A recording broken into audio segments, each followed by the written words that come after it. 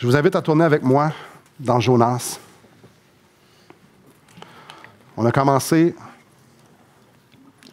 il y a 2 semaines. Jonas. Quel livre est exceptionnel, n'est-ce pas? Un livre où est-ce qu'on connaît l'histoire du gros poisson ou de la baleine, si vous venez de Québec. C'est bon de bien mettre les choses en place. Mais il y a vraiment plus que ça dans ce livre-là. Et le chapitre ou la portion de l'histoire qu'on va couvrir aujourd'hui va nous ouvrir les yeux sur probablement un des plus grands miracles de la Bible. Mais avant de plonger, je vous mets un peu en situation.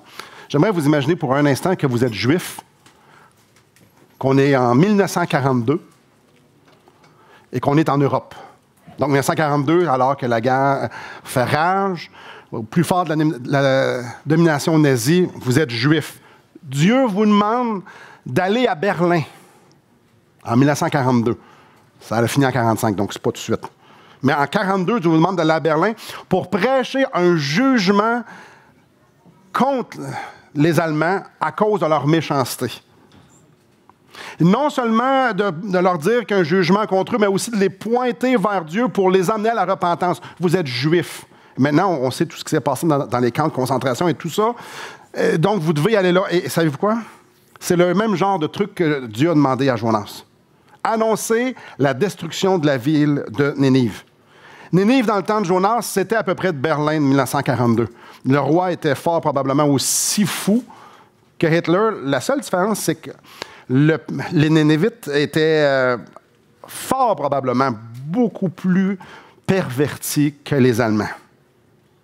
Jonas ne veut rien savoir. Il ne veut rien savoir que les gens de Nénive puissent goûter à cette grâce-là, cette miséricorde-là que son peuple, lui, chérit depuis tant d'années. Non. Ces gens-là étaient sadiques, dénués de toute morale. En fait, comme on a vu dans les semaines précédentes, il aimait mieux mourir. Il aimait mieux mourir que de voir Dieu bénir les gens de Nénive. Dieu, dans sa grâce infinie, l'a ramené. Il l'a ramené sur le droit chemin, il l'a fait redécouvrir qui était Dieu et qui était Jonas. Et Jonas a fini par dire « OK, c'est correct, t'as gagné ». Comme on a vu la semaine passée, juste avant son dernier souffle. Venez avec moi, chapitre 2, verset 11. Alors que c'est là qu'on est rendu. L'Éternel parla au poisson et le poisson vomit Jonas sur la terre. Jonas a dit, « OK, Seigneur, je vais faire ce que tu me demandes de faire. » Parfait. Le poisson vomit. Il vomit où? Juste à côté de Nénive? C'est pas écrit. On ne le sait pas. Il l'a vomi. Ce qu'on sait, c'est qu'au chapitre 3, il va demander la même chose qu'il a demandé au chapitre 1. Tu vas aller à Nénive, puis tu vas prêcher. Vas-y. Mais cette fois-là, on le sait, il y va. Chapitre 3, verset 1. La parole de l'Éternel fut adressée à Jonas une seconde fois en ces mots. « Lève-toi, va à Nénive, la grande ville, et proclame-y la publication que je t'ordonne. » Et Jonas se leva et alla à Nénive selon la parole de l'Éternel. Or, Nénive était une très grande ville de 3 jours de marche. Ce qu'on voit dans le chapitre 3, ce qu'on va voir aujourd'hui, est fort probablement dans les top plus gros miracles qu'on voit dans la Bible. La repentance d'une ville entière. On ne voit pas beaucoup ça dans la ville. On le voit dans Actes des Apôtres, mais là, c'est une ville au grand complet. Dieu voit la misère des gens de Nénive, il voit dans l'état où ils sont, il va leur dire c'est quoi les conséquences de leur péché, il va se révéler qui il est, il va leur dire un message vraiment fort, comme on peut voir. Quand Dieu parle, comme on va voir aujourd'hui, c'est vraiment important d'écouter. Vraiment, vraiment important d'écouter. Et c'est encore plus important d'obéir. Je vais lire le chapitre au complet. On a lu les 3 premiers versets, lisons-le au complet. Jonas fit d'abord dans la ville une journée de marche. Il criait et disait « Encore 40 jours et Nénive est détruite. » Les gens de Nénive crurent à Dieu et ils publièrent un jeûne et se revêtirent de sacs depuis le plus grand jusqu'au plus petit. La chose parvint au roi de Nénive, il se leva de son trône, ôta son manteau, se couvrit d'un sac et s'assit sur la cendre. Il fit faire dans Nénive cette publication par ordre du roi et de ses grands. Que les hommes et les bêtes, les bœufs et les brebis ne goûtent de rien, ne pèsent point et ne boivent point d'eau. Que les hommes et les bêtes soient couverts de sacs, qu'ils crient à Dieu avec force et qu'ils reviennent tous de leur mauvaise voie et des actes de violence dont leurs mains sont coupables. Qui sait si Dieu ne reviendra pas et ne se repentira pas, et s'il ne renoncera pas à son ardente colère, en sorte que nous ne périssions point. Dieu vit qu'il agissait ainsi et qu'il revenait de leur mauvaise voie. Alors Dieu se repentit du mal qu'il avait résolu de leur faire, et il ne le fit pas. Ici, on voit un homme qui finit par se soumettre à Dieu. Jonas rentre dans la ville. Là, je vais juste vous ramener. Vous êtes juif, vous rentrez à Berlin 1942. Jonas rentre dans la ville. Puis si vous ne savez pas quel genre de monde c'était, écoutez le premier message qui est sur Internet. C'était pas du bon monde. Lui s'en va leur annoncer une bonne nouvelle. La nouvelle qui était prêt à mourir pour pas qu'il l'entende. Jonas fit d'abord dans la ville une journée de marche. Il criait et disait « Encore 40 jours et Nénive est détruite ». Dans la traduction de l'hébreu au français, il y a deux subtilités là, qui sont peut-être plus dures à saisir un peu. Donc, allons-y. Lorsque ça dit « il criait » et « il disait », l'expression évoque beaucoup plus d'émotion. Vraiment, il criait. Ça, oui, ça l'évoque, mais on parle vraiment ici d'expression de vider son sac. Il dit tout ce qu'il a sur le cœur, sans dire quelque chose, sans détour. Jonas n'a pas fait ce que je suis en train de faire ce matin. Aller sur le coin de la rue et commencer à dire « Bonjour, peuple de Nénive. J'aimerais vous dire, non, il n'a pas été prêché sur le coin des rues à Nénive. Non, pas du tout. Il s'est vidé le cœur.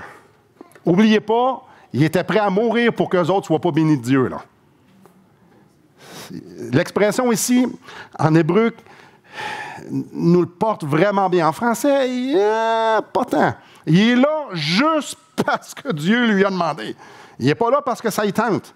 Donc, son message était fort probablement teinté de sévérité, d'autorité. Il devait avoir le feu dans les yeux. Quand ça dit qu'il criait, il criait à eux autres. Il ne faisait pas juste crier. Il leur criait après avec les vérités. Bref, il voulait être sûr qu'ils ne se convertissent pas. Et le message n'était pas plus joyeux. 40 jours et Nénive va être détruite. Encore une fois, petite subtilité ici. Cette phrase-là a deux sens. La première, le mot « détruire » veut dire ce qu'on connaît, détruire. Mais aussi, il y a un sens de changer d'état. Il y a un sens de devenir quelque chose de nouveau. Donc, elle ne sera plus quelque chose, elle va devenir quelque chose d'autre. Ce que les gens ont compris de ce que Jonas disait, c'est sans équivoque. La façon que vous vivez va vous apporter dans un jugement de Dieu. Le Dieu des Hébreux va vous juger. Les conséquences de vos péchés, de la façon que vous vivez, de la façon que vous êtes, c'est la destruction. Mais ils ont aussi entendu que Dieu voulait les gracier. Il y avait un privilège. Il pouvait faire la bonne chose. Dans ce message-là, il y a vraiment 2 points. Dans ce que Jonas criait, il y a 2 points. Tes péchés vont t'apporter à la destruction et Dieu est là, tourne-toi vers lui. Maintenant, si on ne connaît pas l'histoire, mais là, on vient de la lire, c'est facile, puis la plupart d'entre vous l'avez déjà entendu, mais si on ne connaissait pas l'histoire, on serait surpris de réaliser que Jonas est encore là à la fin de la journée. Berlin, 1942, vous êtes juif avec votre petit drapeau ici, avec l'étoile de David, vous rentrez dans Berlin puis vous leur dites « Repentez-vous, vous êtes vraiment méchants. » En leur criant après, « Est-ce que tu penses que tu finis la journée vivant? » Non. Non, mais ayons la même pensée ici. C'est un peu la même chose. Il est en train de regarder, excusez-moi des mots, des monstres. Si vous vous souvenez ce qu'il faisait à ceux qui conquéraient, Yish. Il les regarde droit dans les yeux. Vos péchés vont vous emmener à la destruction. Et il est resté vivant. Si vous pensiez que le gros poisson, c'était le grand miracle de Jonas, verset 5, les gens de Nénive crurent à Dieu. Et ils publièrent un jeûne et se revêtirent de sacs depuis le plus grand jusqu'au petit. On aurait pensé qu'il aurait fait subir les pires choses à Jonas. Ben non, pas en tout. Ils l'ont vraiment pris au sérieux. Ils ont cru, ils crurent à Dieu. Ils n'ont pas cru Jonas, ils ont cru, c'est ça qui est écrit, hein? Ils ont cru Dieu. Ils ont cru que c'était Dieu, le Dieu des Hébreux, qui avait envoyé Jonas et que le message venait de Dieu. Les gens de Nénive n'ont pas compris, ils n'ont pas reçu le message comme quoi c'est un exercice religieux ou encore des belles paroles, un bon message. Non, non, non. Dieu est en train de nous parler par Jonas. Quand Jonas a pointé vers Dieu, ils ont dit, Dieu attire notre attention ici, là. Ils ont réalisé que Jonas est en train de dire vrai, qu'il y avait réellement un Dieu créateur, que le Dieu des Hébreux était le Dieu, qu'il règne sur l'univers et qu'il jugerait le péché. Ils ont cru que le Dieu de Jonas était celui avec qui ils devaient rendre compte à un moment donné, parce que c'était lui le vrai Dieu. Et lorsque Jonas a pointé vers eux, ils ont présenté ce Dieu extraordinaire-là des Hébreux, puis après ça, quand il a pointé vers eux, là, ils ont eu peur. Parce que quand tu vois le péché à la lumière de Dieu, alors, nous, on a différentes échelles pour mesurer quel genre de personne on est.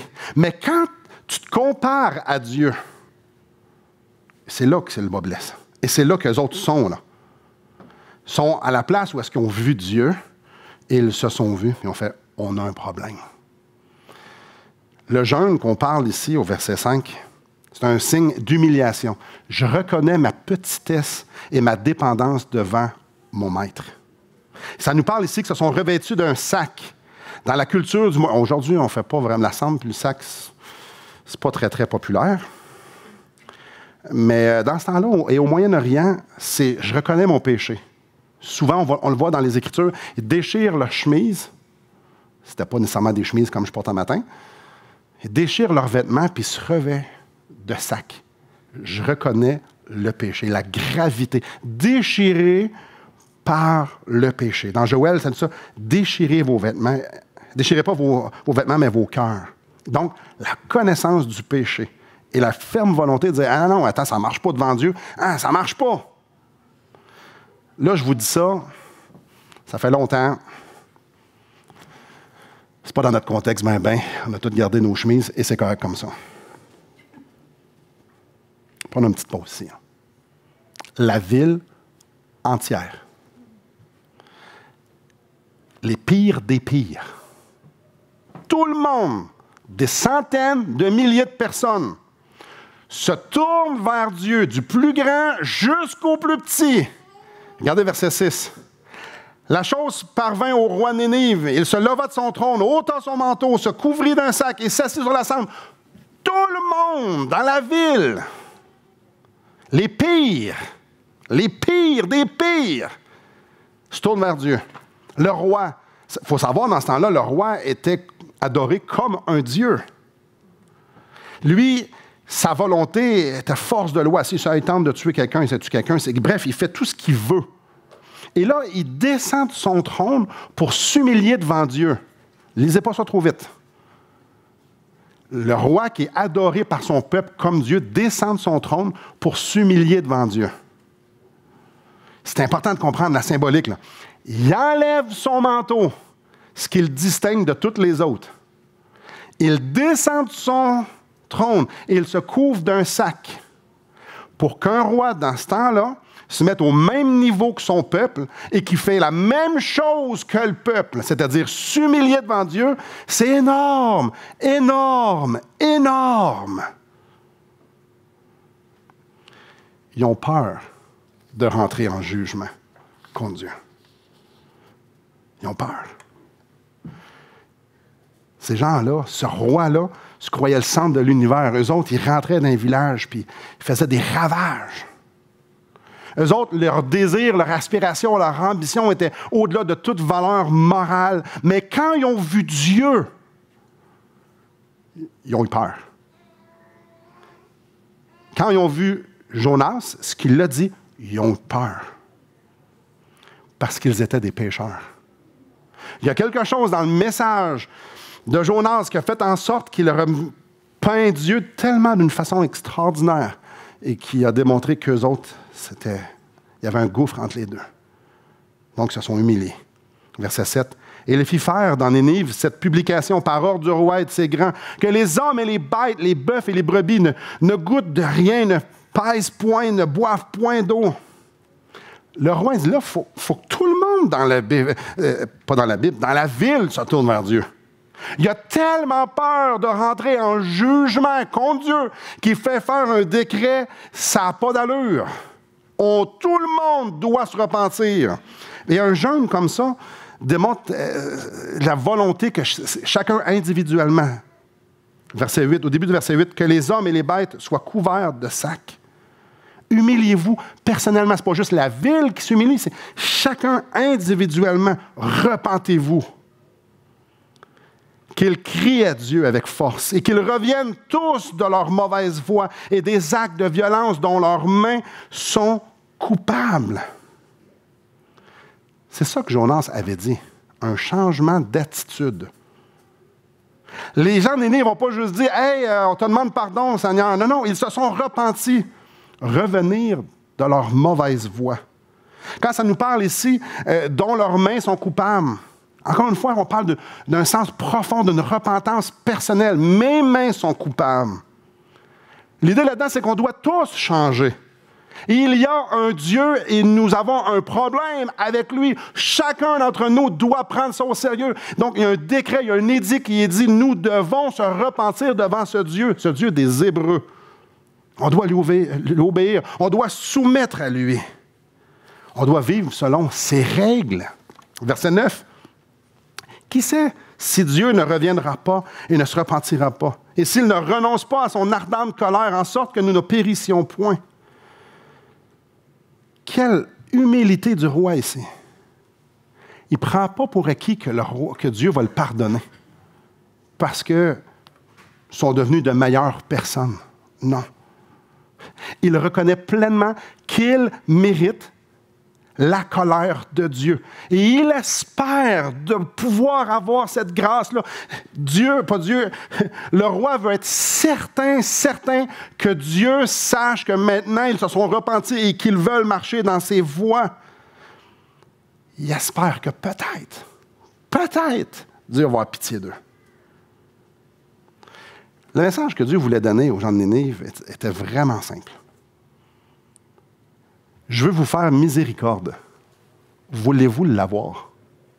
Mais le terme miséricorde, dans son ensemble des Écritures, on peut voir que c'est aller au secours de, peu importe, en dépit de la personne.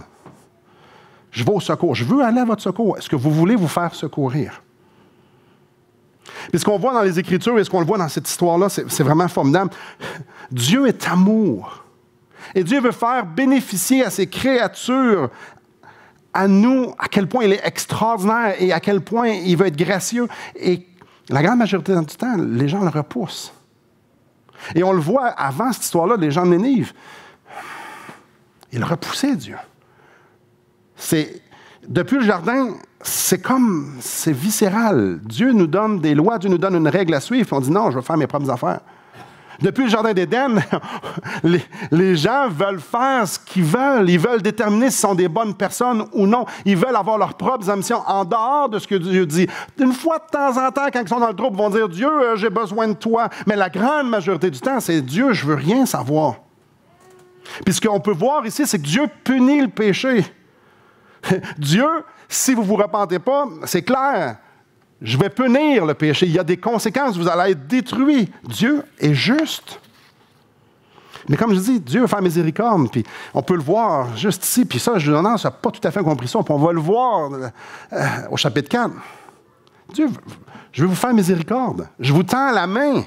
Dieu ne fait pas de favoritisme. Dieu ne fait aucune discrimination. Que ce soit les gens de Nénive ou que ce soit Jonas. Aux deux, il tend la main. Et dans les deux cas, ça n'a rien à voir avec les mérites. Les deux, ça ne levait pas haut. Verset 10. Dieu vit qu'il agissait ainsi et qu'il revenait de leur mauvaise voie. Alors Dieu se repentit du mal qu'il avait résolu de leur faire. Il ne le fit pas. Dieu change de disposition envers eux. Sa justice fait donc place à la miséricorde, à la grâce, à l'amour. Dieu leur a averti, leur a dit, je vais juger votre péché. Si votre vie ne change pas, je vais vous détruire. Mais je vous attends les bras grands ouverts. Et les autres ont dit, ah, tu nous attends les bras grands ouverts? Wow! Ils ont cru Dieu. C'est ce que ça nous dit au verset 5. Tu nous attends les bras ouverts? Wow! Lorsque tu crois en Dieu, ta vie change. Lorsque tu réalises que Dieu t'ouvre les grands bras, ben, tu t'avances vers lui par la foi, puis tu te dis, ben, je vais faire ce que tu me demandes parce que je veux goûter à cet amour-là. C'est ça qu'ils ont fait. Et, comme on vient de lire, quand Dieu a vu ça, quand Dieu a vu que les gens de Nénive prenaient son message au sérieux, quand il a vu que les gens ont dit, non, on veut vraiment toi, Dieu, Seigneur, il y a eu un changement de disposition.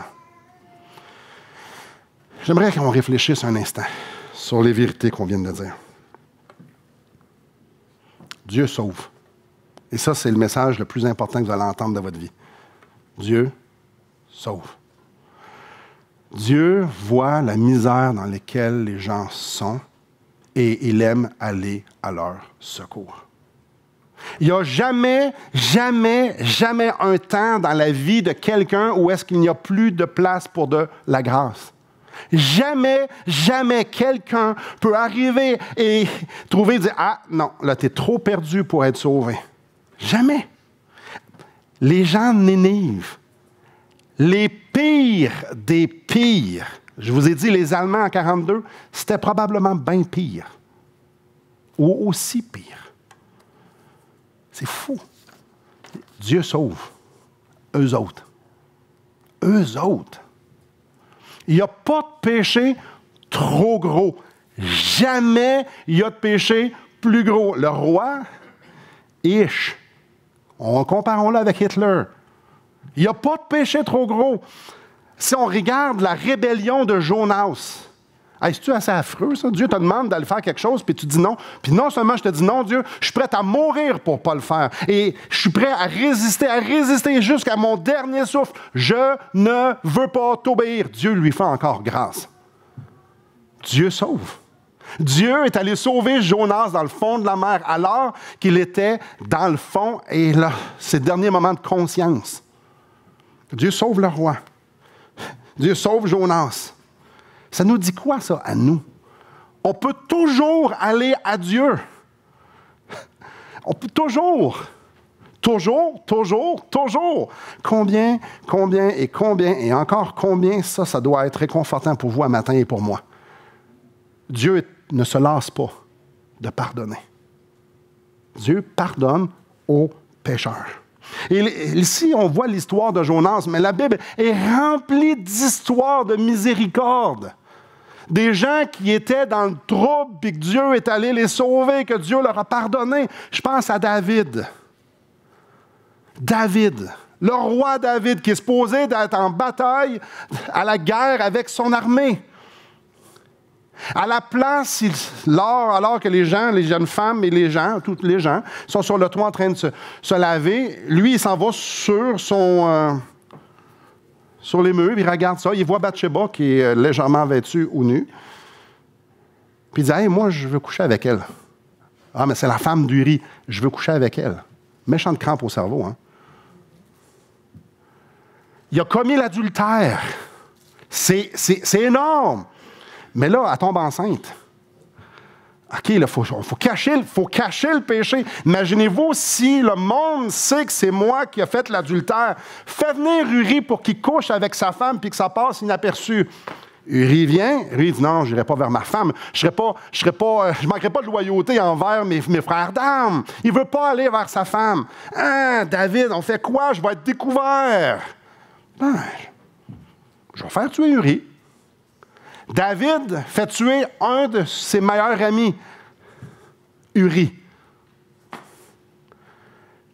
Qu'est-ce que ce gars-là mérite, David?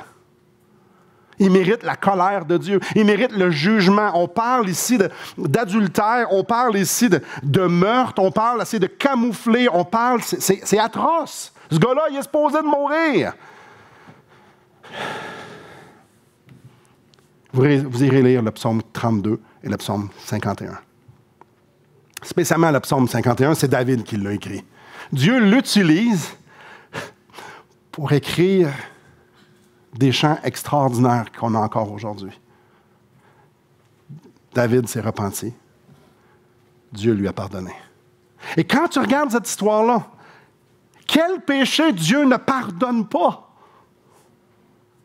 Quand tu regardes l'histoire de David, lui, il a fait l'adultère, puis il a fait tuer le mari. Quand même, on appelle ça un pécheur d'élite, là. Le fils prodigue va voir son papa, celui qui était supposé lui apprendre la vie, celui qui était supposé lui apprendre son métier, celui qui était de qui devait hériter, va voir son père et dit « Papa, je ne veux plus rien savoir de toi. Je ne veux pas ce que tu as à m'offrir de niveau humain. Je veux partir sur le party. Je veux faire ma propre vie. » Dans ce temps-là, ça ne se disait pas, ça. Donne-moi mon héritage. J'espère que ça non plus, ça ne se fait pas aujourd'hui.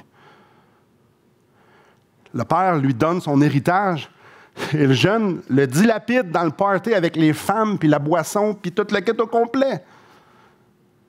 Et à un moment donné, il est rendu qu'il mange de la bouffe de cochon. En fait, il aimerait ça, manger de la bouffe de cochon. Ça va pas bien? Et là, il dit, je vais aller voir mon père. Mais le père devrait l'attendre comment? Ça représente nous avec Dieu. Comment le père devrait l'attendre? Bien, normalement, on dit, tu voulais t'en aller, bien, va-t'en. Tu pensais que j'avais rien à t'offrir, bien, j'ai rien à t'offrir. Tu as déjà tout pris ta partie, va-t'en. En fait, le jeune a même humilié son père devant le village au complet, devant tout le monde. Parce que si le fils, il dit, mon père n'a rien à m'offrir, je m'en vais dans le monde, ça veut dire que le père, il n'a réellement rien à offrir. C'est une humiliation totale. Et ce qu'on lit, c'est que le père, quand voit le jeune arriver, court vers son fils, se jette à son cou, ému de compassion, pleure. Dieu pardonne. Dieu pardonne. Paul, en fait, je vais vous parler de Saul. Saul était ce pharisien, l'élite religieuse. Il haïssait incroyablement Jésus. Il haïssait les disciples de Jésus. Lui, ce qu'il faisait, il rentrait dans les maisons, il déchirait les familles. C'est lui qui a dit oui au meurtre d'Étienne. Lui, il avait les lettres des autorités juives pour pouvoir faire emprisonner les chrétiens. Et à un certain moment donné, il marche sur le chemin de Damas et Jésus, dans une vision, lui dit « Pourquoi tu me persécutes? » Et Saul réalise qui est Dieu, qui est Jésus et qui il est. Se repent. Et la grande majorité du Nouveau Testament est écrite par lui. Dieu pardonne. Ce gars-là était là quand Étienne s'est fait lapider. Dieu pardonne. Larron sur la croix. Larron sur la croix, il y a Jésus, il y a une personne de chaque côté. Au début, les deux larrons, les deux bandits, les deux crottés, les deux, ce que vous voulez, injuriaient Jésus. Ah ouais, OK, tu te dis que tu es un sauveur, toi, tu te dis, ben regarde, sauve-toi puis sauve-nous. Et les autres étaient cloués, eux autres, parce que les autres, c'était vraiment des pas bons. Puis regarde Jésus, puis dit, hey, t'es un imposteur, tu nous dis que t'es hot, puis tu te sauves pas, qu'est-ce que t'es en train de faire là? Et à un moment donné, on ne sait pas ce qui s'est passé. Il y en a un des deux gars qui dit, hey, lui, il ne mérite pas ça. Nous, on mérite d'être cloués. Nous, on mérite la conséquence de nos actions, pas lui. Là, il se tourne vers Jésus, puis il dit à Jésus, souviens-toi de moi quand tu viendras dans ton règne. Jésus lui répond, aujourd'hui, tu vas être avec moi au paradis.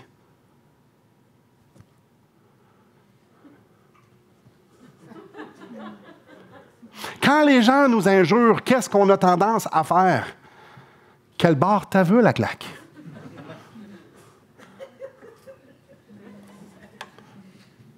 Excusez-moi, je suis chrétien. Je t'aime. Jésus, lui, Dieu, pardonne. C'est fou, hein? L'histoire de Jonas nous rappelle que Dieu sauve. sans discrimination. Il n'y a rien de trop gros. Il n'y a pas de péché trop gros. Il n'y a pas d'obstacles trop grands qui peuvent empêcher quelqu'un d'être sauvé. Puis le pattern est toujours le même dans la Bible. Dieu se révèle. C'est toujours la même chose. Dieu se révèle. Je suis Dieu. Je suis le Créateur, je suis le souverain maître. Il se présente de différentes façons, mais c'est toujours la même chose. Dieu se présente. Je suis celui qui règne, je suis celui qui est. Je suis à l'extérieur de votre monde créé. Je suis le souverain maître. Je suis saint. Je suis parfait. Je suis pur. Il ne dit pas tout le temps la même chose, mais il se présente. Et la deuxième chose qu'on voit, c'est une juste vision de la personne. Ce qu'on voit, c'est que les gens réalisent qui ils sont. Ils voient Dieu et ça les amène à se voir eux autres mêmes. Moi, je ne suis pas comme lui. Ce qui cause un problème. Les gens, ce qu'on voit, à la vue de qui est Dieu, juste Dieu est parfait, c'est de dire, moi, je ne suis pas parfait. Quand ils voient, ils comprennent la sainteté de Dieu, que Dieu n'a aucun péché, aucune mauvaise pensée. Il n'y a rien d'impur en lui, qu'il est complètement séparé du péché. Quand quelqu'un comprend ça, ce qu'on voit dans la parole de Dieu, c'est qu'il réalise qu'eux autres sont pécheurs. Eux autres se rappellent des choses qu'ils ont faites de pas correct. Ils réalisent qu'il y a un problème. Et ce qu'on voit, comme on l'a vu ici, il se tourne vers Dieu et dit « Sauve-moi », comme on l'a vu dans l'histoire de David, on l'a vu dans l'histoire du larron, on l'a vu dans l'histoire du fils prodigue, on l'a vu. C'est partout, c'est ça. « Sauve-moi ». Et la réponse de Dieu dans le Nouveau Testament, c'est « Ben justement, j'ai fait quelque chose pour toi. » Justement. Encore aujourd'hui, Dieu attend les hommes et les femmes, les enfants, les gens de tout âge, les bras grands ouverts. Tu as un problème avec moi, clairement, mais je t'aime. C'est le même message que dans Jonas.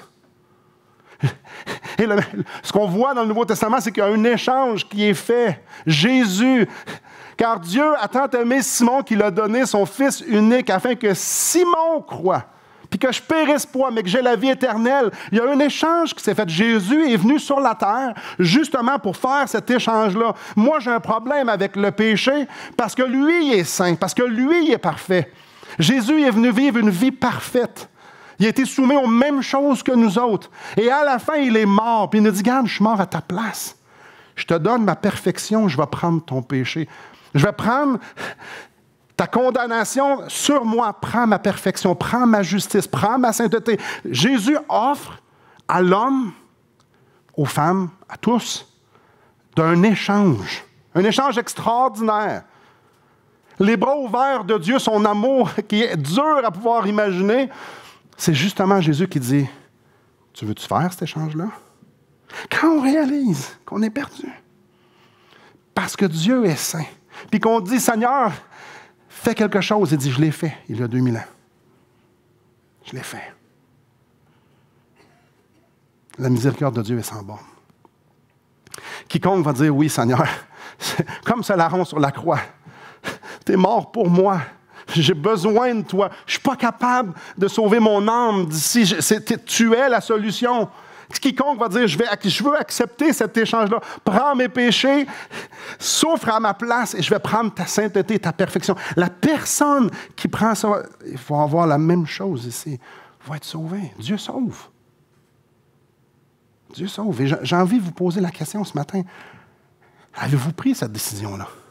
Avez-vous fait ce pas de foi-là de dire, Dieu, la création, ce qu'on voit alentour de nous, est le reflet de ses perfections. Dieu. Juste le terme parfait. C'est tellement loin de moi, ça. Avez-vous réalisé que c'est loin de nous autres, la perfection? Parfait, c'est jamais rien d'imparfait. C'est pas moi, ça. Donc, j'ai un problème lorsque je considère Dieu, parce que si lui est parfait, comment je fais pour être en sa présence? J'ai un problème. Puis comme je vous dis, avez-vous pris cette décision-là de vous tourner vers lui et de dire, fais quelque chose, et il dit, crois, et tu vivras. J'aimerais vous inviter à vous tourner vers Jésus et accepter cet échange-là. Et comment ça se fait? Il n'y a rien de mystique extraordinaire. Oui, c'est extraordinaire. C'est juste dire, Seigneur, comme le larron, sauve-moi. Je veux la sainteté de Jésus. Je veux sa perfection. Puis je veux qu'il prenne mes péchés. Je veux qu'il prenne ma justice. Aujourd'hui même, vous pouvez prendre cette décision-là. Et pour nous, ceux qui ont pris ce choix-là, moi je l'ai fait, j'avais 19 ans. Il y a un fait intéressant dans le chapitre 3. Il y a quelque chose qui ressort du chapitre 3 puis chapitre 3, puis même pas mal tout le temps dans la Bible. Quand Dieu te demande de parler parce qu'il veut sauver, qu'est-ce qui arrive si on parle? Il sauve. Je vais le redire. Quand Dieu nous demande de parler parce qu'il veut sauver, puis on parle, qu'est-ce qui arrive? Il sauve. Vous irez lire Actes. Parle, j'ai un peuple nombreux dans cette ville. Il parle, il sauve. Ça, je pourrais vous en citer beaucoup dans ça. Je veux sauver les gens de Nénive. Parle. Avez-vous remarqué que ce n'est pas la grande habileté de rhétorique qui a sauvé les gens de Nénive. Là, si vous ne savez pas ce que je veux dire, c'était pas un bon prédicateur. Là. Jonas, il était poche. Là. Sérieux, prédication 101, crie pas après le monde. On parle pour parler comme ça. C'est pas sa grande habileté. On ne sait pas tout exactement ce qui a été dit, mais c'était pas pour ça. C'est pas son grand courage, clairement pas. C'est pas non plus à cause qu'il avait une volonté de faire, puis il a dit, moi, je vais y aller, puis je vais persévérer. Non. Plutôt, je vais vous le dire une fois, puis comprenez bien. Non. Dieu voulait sauver. Si on a quelque chose à retenir ce matin, Dieu veut sauver. Dieu veut sauver. Et dans sa grâce incroyable, il veut utiliser ma bouche et la vôtre. Et ma bouche et la vôtre, on n'est pas des spécialistes comme Jésus dans la prédication. Mais Jésus habite en moi par son Saint-Esprit. Et il produit en moi des choses extraordinaires. Frères et sœurs, si on parle, Dieu va sauver. Puis il nous demande de parler. Il nous demande, vous serez mes témoins. Faites des disciples. Il nous demande de parler. Partout. Si je parle, les gens vont être sauvés. Tous? Non. Plusieurs? Oui. On fait quoi avec ça? Moi, je crois en un Dieu qui fait miséricorde aux pécheurs. Et si vous êtes ici, vous aussi. Moi, je crois en un Dieu qui m'a vu dans ma détresse et qui est venu me sauver. Et qui m'a envoyé Gilles et Antoine une certaine soirée du mois d'octobre 96. Eux autres, ils ont parlé. Il m'a vu, il a mis des gens sur mon chemin qui sont venus me parler de la parole de Dieu, pas d'une religion, surtout pas d'une religion, ça m'aurait repoussé au maximum. Ils sont juste venus me présenter qui était Dieu, qui j'étais. Et le même processus qui s'est passé ici, qu'on parle, c'est ce qui s'est passé dans ma vie. Maintenant, de quoi je parle après? De qu'est-ce qu'on parle après? L'échange qu'il y a eu hier de Galchenyuk et Domi? Ça, c'est les Canadiens. Il faut lire la section des sports pour me comprendre ici. De quoi on parle? De politique. Ce n'est pas des choses mauvaises. J'ai été sauvé de Dieu. Le Seigneur Jésus-Christ est mort sur la croix et il est ressuscité pour moi. Frères et sœurs, si ça, ce n'est pas une raison valable pour parler de Jésus-Christ, au maximum, il n'y a rien d'autre qui va le faire. On a un Dieu en plus qui me demande, si tu parles de moi, je vais utiliser ta parole, parce que c'est moi qui vais la mettre dans ta bouche. Puis tu vas voir des choses extraordinaires qui vont arriver. Il y a du monde qui va être sauvé. Y a-t-il du monde qui aime ça, voir Dieu agir? Moi, oui. Je veux voir Dieu à l'œuvre. Je veux voir la gloire de Dieu. Oh, que je veux voir la gloire de Dieu. Que je veux voir la gloire de Dieu. Dieu me dit, parle. Parle. Puis tu vas le voir. Dieu veut sauver. Peut-être que ce matin, Dieu veut vous sauver. Assurément, ce matin, Dieu veut vous utiliser pour que d'autres puissent entendre et pouvoir les sauver. Prions. merci pour cette histoire. Merci pour la vie de Jonas. Merci parce que tu nous montres par lui à quel point tu es extraordinaire. Merci, Papa. Parce que ce n'est pas selon nos mérites, ce n'est pas à propos de nous, c'est vraiment à propos de toi.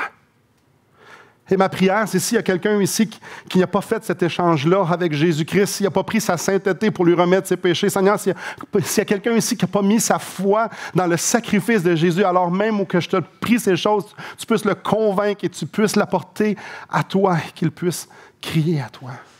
Seigneur, s'il y a quelqu'un ici qui n'est pas sauvé, je t'en supplie, travaille dans son cœur pour que tu sois glorifié, parce que tu en es très digne. Et Seigneur, pour moi et pour nous tous,